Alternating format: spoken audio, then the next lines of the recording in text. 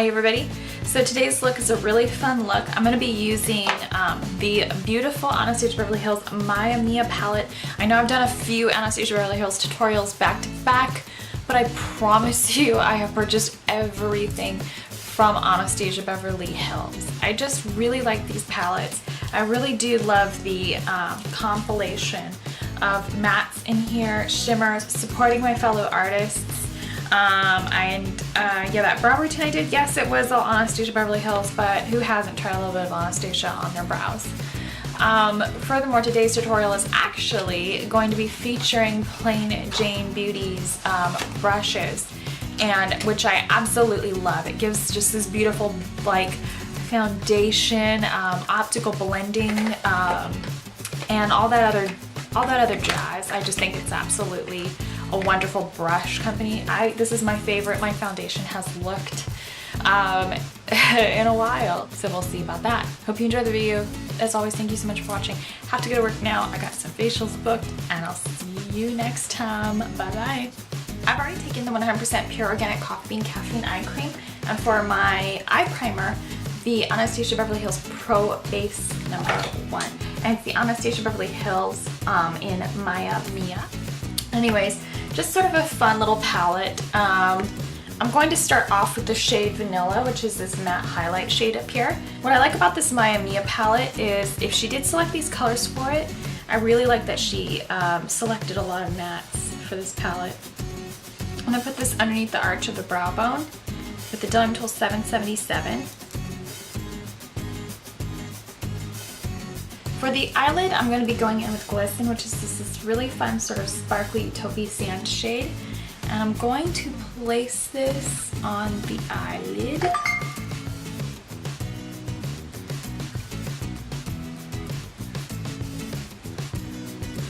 I'm now going to go into Gold Bar, and we're going to take actually just a micro amount of this.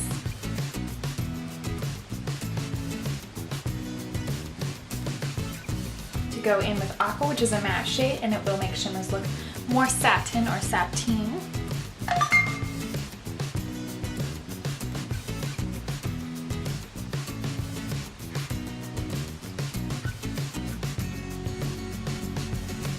Warm taupe. This particular taupe versus the one in the Tamina palette, this one's a little bit more Bollywood. The taupe in here is not really something that you can create dimension with. It's very. I'm gonna go into that. You can also use this as probably an eyebrow color. We're gonna go in with the brush the palette came with, and just lightly start applying that in the outer corner. It's very buttery. It's a good color. You can really mix or match any palettes that you want.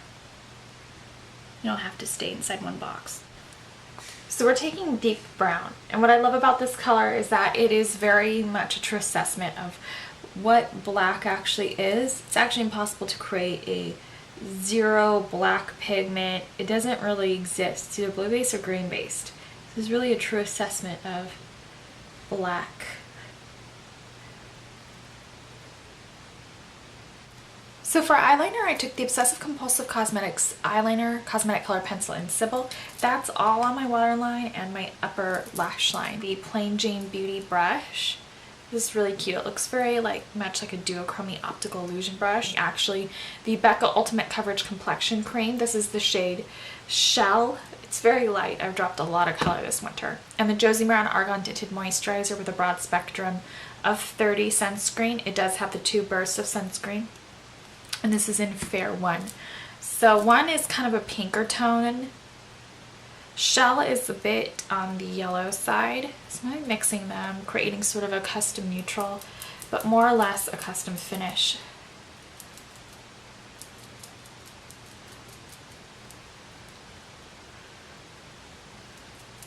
One of the most common questions I get asked is, how do I know if I'm yellow or pink toned? Pink toned skin is usually a little bit more present in skin tones that run on the lighter side of things. Taking Glisten.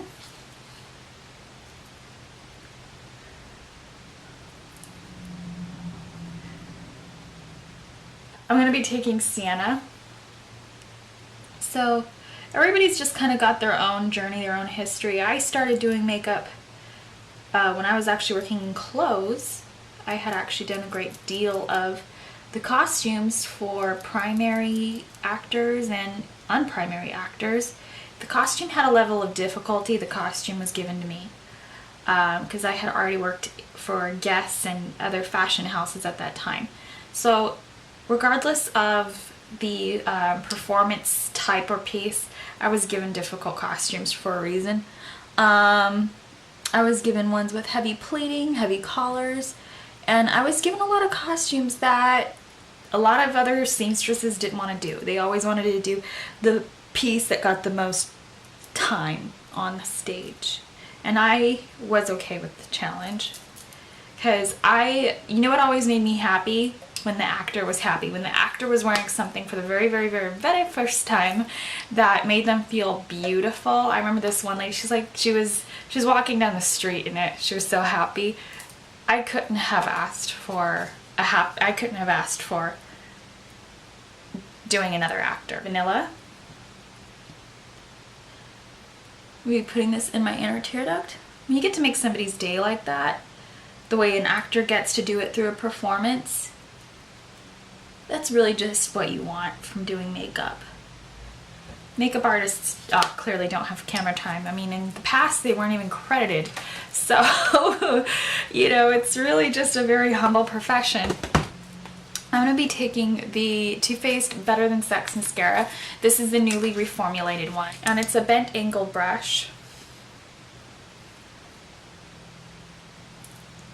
I love how not only the brush is redone, this is exactly what makeup artists do when they're pulling the mascara out of the tube with their disposables. They'll literally just take the tip and bend it back. This is what it was. Like, who wrote in and said, do it, please erect this brush. I'm going to be taking Red Cherry Eyelashes number 601. Gosh, I hope this doesn't break up how amazing I think this mascara is. I almost want to go eyelashless today, but I know I'll feel naked if I do. I'm going to be taking the It Cosmetics Vitality Cheek Flush in Matte Sweet Apple. This has sort of a NARS packaging where it looks really terrible, but just take out a makeup remover wipe and it's salvaged. I'm going to be taking the e.l.f. Small Stipple Brush, and I'm going to start chiseling the back of the cheekbone and basically just placing the color. I'm going to be taking the Too Faced Endless Summer 16-Hour Long Wear Bronzer.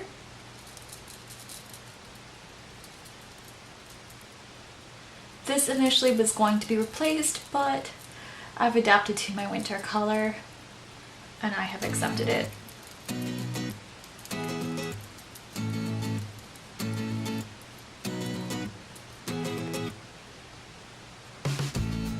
Just softly creating a full face of makeup. This is actually Sephora's Professional Airbrush Brush number 57. It does remind me a tad and a bit of the Plain Jane, but these are actually lighter weight. I love how lightweight the Plain Jane brushes are. And for highlighter, I'm actually going to go in with Vanilla. That's in this palette. God help me if I love this on the cheekbones, because this eyeshadow will be gone, gone, gone, gone, gone. So for lips, I've already exfoliated them. I'm going to just run a little bit of my lip balm on the top of them, and I'm just going to conceal them with whatever I already put on my face. So we're not buying another product here for the lips, but they do sell lip erase paste, and out there in the world, if that stuff is any good,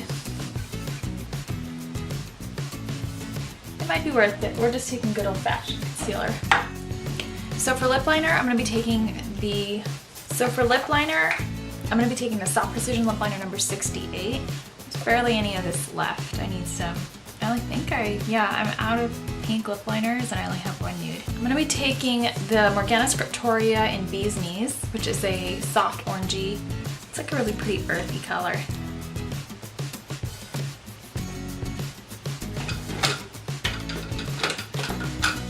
So for gloss, I'm going to be taking the Pacifica Enlightened Gloss in Nudist.